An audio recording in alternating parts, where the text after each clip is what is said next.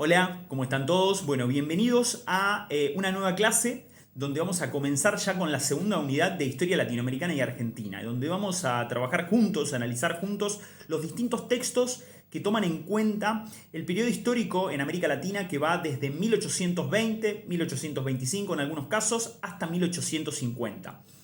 Este periodo recibe por parte de la historiografía de las diferentes concepciones historiográficas diversas denominaciones. Se lo conoce como el periodo de la transición hacia la organización nacional, como el periodo de las anarquías o de las guerras civiles, ¿sí? Pero de alguna manera está caracterizado por algunos componentes comunes que signan el final de los procesos de guerra de independencia y las distintas crisis políticas, institucionales y sociales que se gestan a partir de lo que es la desestructuración del orden colonial o la transformación del orden colonial, tanto en su dimensión política como en su dimensión social. Nosotros lo que vamos a hacer en esta clase es trabajar al menos 4 aspectos que seleccionamos en la cátedra que nos parecen relevantes para poder caracterizar este periodo. Y lo vamos a hacer en el caso puntual, a lo largo del recorrido de los distintos textos en las próximas clases, analizando o poniendo el foco sobre el Río de la Plata, sobre la experiencia de los intentos de organización institucional posteriores a la independencia en el Río de la Plata, que luego recibirá el nombre de Confederación Argentina o de República Argentina.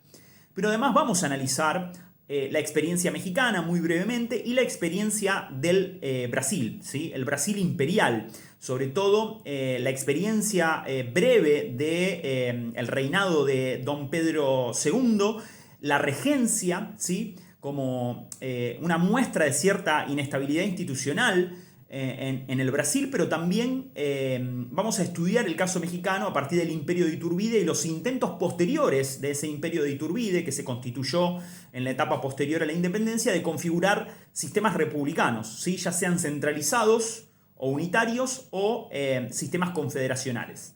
Pero como bien dijimos, vamos a poner énfasis en la experiencia rioplatense, sobre todo en los distintos conflictos, en las distintas tensiones, en los distintos debates ideológicos, sociales y políticos que se dieron en esta transición hacia la organización del Estado y de las instituciones argentinas. Vamos a trabajar con 4 dimensiones, como les dije al comienzo. La primera dimensión un poco que define este periodo es la dimensión político-institucional.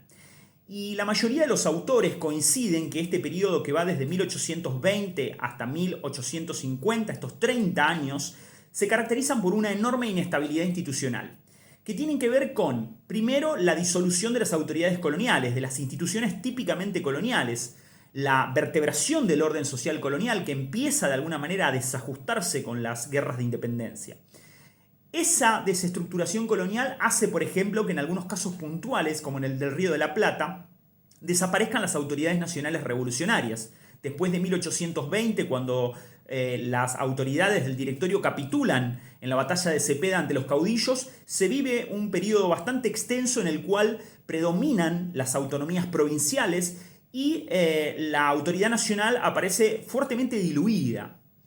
Y esta dimensión política institucional durante estos 30 años está marcada por las tensiones y debates sobre cómo debe configurarse y organizarse el sistema institucional y el aparato estatal rioplatense, luego argentino.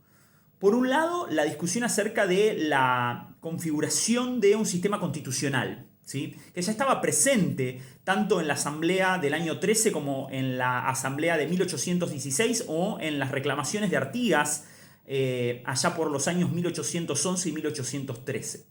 Durante este periodo, en el Río de la Plata, digamos, se van a dar distintos intentos por dotar a la organización institucional del Estado de una carta constitucional. Muchos de ellos intentos fallidos. El intento más claro es la de la sanción de la Constitución Unitaria de 1826, que se encuentra con un rechazo manifiesto de los sectores federales, ¿sí? O enrolados en el federalismo. Y esta es la segunda dimensión. No solo se trata de dotar a la organización estatal de una carta constitucional, sino que además está en debate el modo de organización territorial que debe adoptar ese Estado. Ya se trate de una república unitaria, es decir, una república cuya cabeza sea la ciudad capital, ¿sí? Este debate se da también en otras regiones de América Latina, en el caso del Río de la Plata, la tensión entre Buenos Aires y el interior, o una república confederacional o federativa, es decir, una república que otorgue a las provincias mayores niveles de autonomía. Esta tensión atraviesa todos los grupos políticos, ¿sí? Grupos políticos que están presentes en Buenos Aires. Tenemos federales en Buenos Aires, como también tenemos expresiones unitarias en el interior. No necesariamente tenemos que asociar a unitarismo a Buenos Aires con federalismo con las provincias.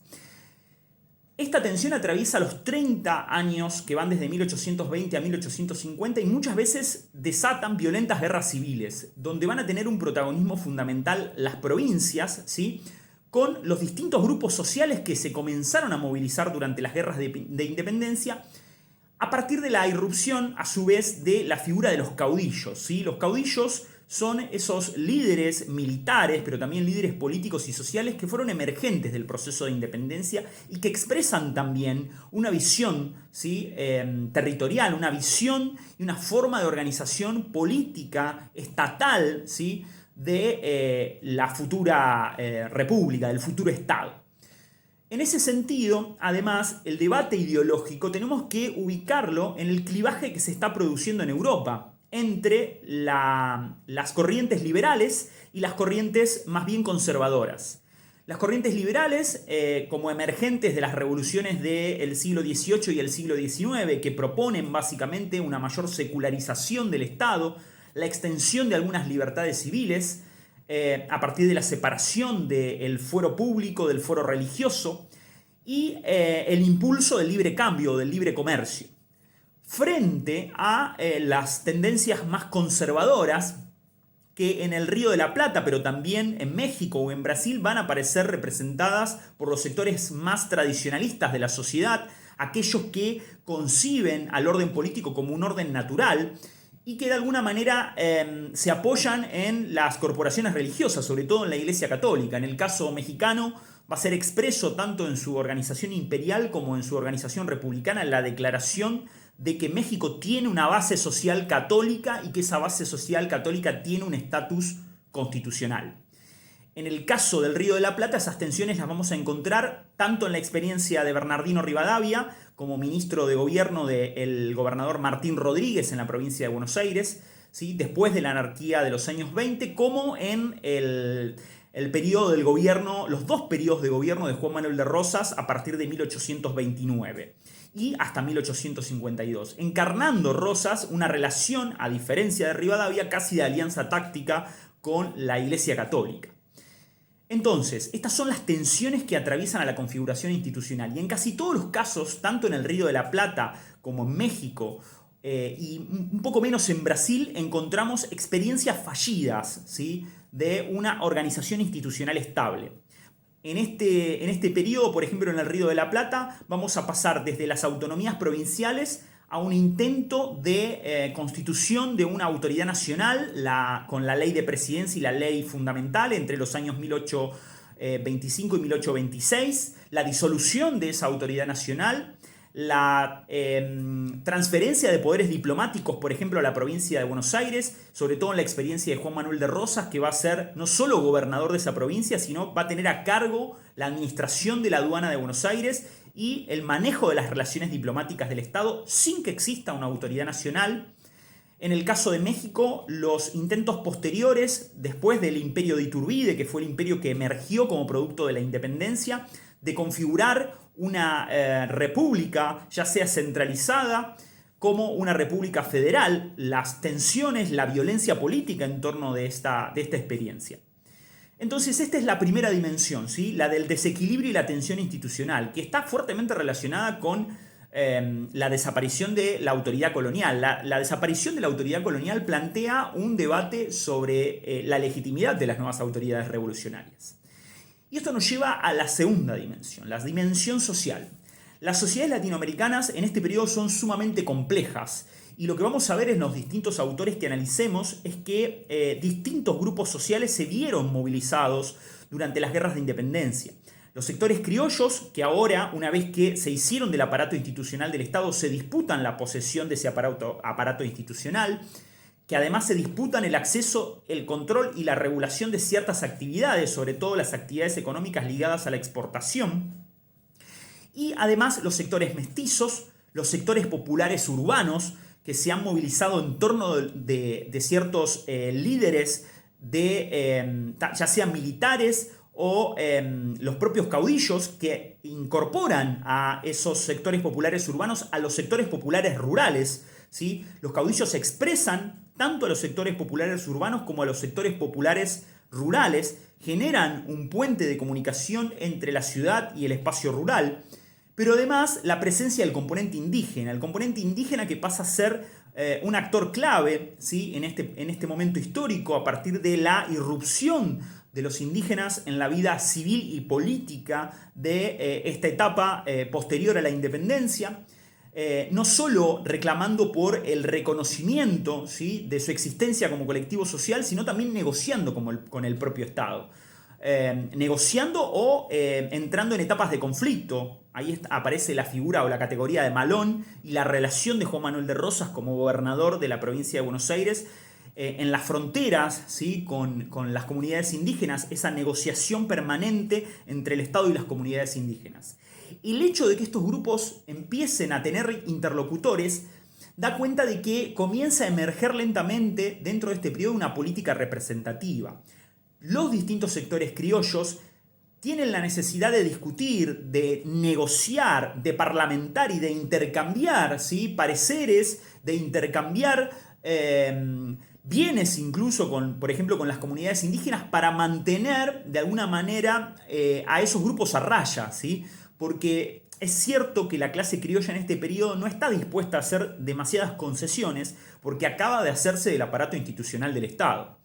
Por eso está claro que este es un periodo de guerras civiles, es un periodo de alta violencia política, tanto en el caso mexicano, en menor medida en el caso del Brasil, como en el caso del Río de la Plata. Vamos a encontrar un periodo de sublevaciones, de levantamientos, del uso de la movilización de los sectores mestizos, de los sectores populares urbanos, de los sectores populares rurales, para favorecer a tal o a cual fracción política, sobre todo a las fracciones más conservadoras, nucleadas siempre en torno de la figura de un caudillo, generándose esa contraposición con las élites, si se quiere, asociadas al liberalismo, con un perfil más claramente urbano y con una perspectiva más de rechazo a la realidad nacional y de integración al pensamiento europeo, ¿sí?, sobre todo al pensamiento francés o al pensamiento británico en términos de la inserción en el capitalismo y la inserción en las instituciones liberales y representativas. Y esto nos lleva por último a la tercera dimensión de esta clase, que es la dimensión económica. La dimensión económica es clave porque hace irrumpir a un actor que es Gran Bretaña en la política, no ya diplomática o militar, sino en la política económica de las ex colonias, ahora sociedades independientes que buscan una organización institucional. Gran Bretaña es un actor clave porque de alguna manera es el aliado estratégico, ¿sí?, y a veces también es un peso de remolque para esas sociedades, y vamos a ver por qué. Porque permite la inserción gradual en este periodo de las economías de los países recientemente independizados en el sistema de división internacional del trabajo. Esto le asigna claramente a América Latina un rol primarizador, tiene de alguna manera a Gran Bretaña como la receptora privilegiada de la exportación de algunos bienes primarios, ¿sí? En el caso del Brasil va a ser el café, en el caso de las provincias unidas del Río de la Plata o de la Confederación Argentina va a ser la exportación de cueros, producto de los saladeros, ¿sí?, en los alrededores de Buenos Aires. Y en el caso de México, lo que es la industria minera, que va a seguir teniendo, al igual que Chile, por ejemplo, un rol relevante en ese rol de exportación.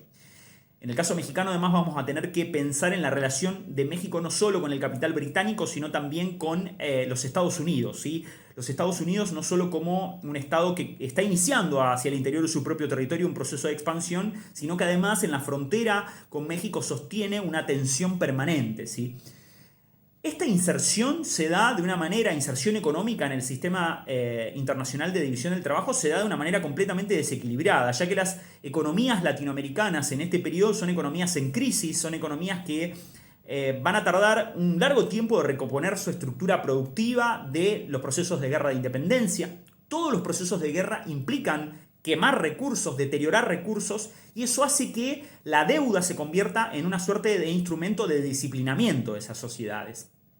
Gran Bretaña, hacia los años 1820-1825, se convierte en una prestamista privilegiada, sobre todo de las Provincias Unidas del Río de la Plata. Lleva muchas veces al límite de la posibilidad de pago a esos estados nacientes con si se quiere, el argumento de que se está financiando la constitución y la organización institucional del Estado. Pero la realidad es que la intención de Gran Bretaña es insertar a esos estados como estados satélites dentro de su predominio económico a lo largo de lo que es el siglo XIX, ¿sí? Cuando se va a transitar a nivel internacional la segunda revolución industrial.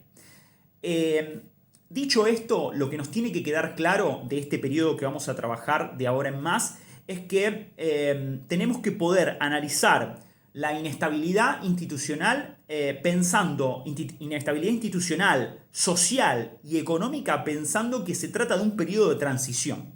Es un periodo de transición hacia las formas de organización estatal en las que va a predominar la mirada liberal y muchas veces, si se quiere, hasta unitaria, porque si bien en los hechos los estados americanos van a adoptar modelos federacionales o confederacionales, va a predominar la perspectiva centralista, la perspectiva de la ciudad-puerto, y van a ser las élites portuarias, ganaderas, ¿sí? O vinculadas al comercio exterior, o vinculadas, en el caso de Brasil, a las economías de plantación, o en México a la economía extractivista, las que van a establecer una relación privilegiada con el capital británico, en alguna medida también con el capital norteamericano, y que van a disciplinar al resto de los actores sociales, que van a poner a raya al resto de los actores sociales, estableciendo un nuevo modelo de acumulación que en adelante, ¿sí? En el próximo periodo que estudiaremos, lo conoceremos como modelo agroexportador.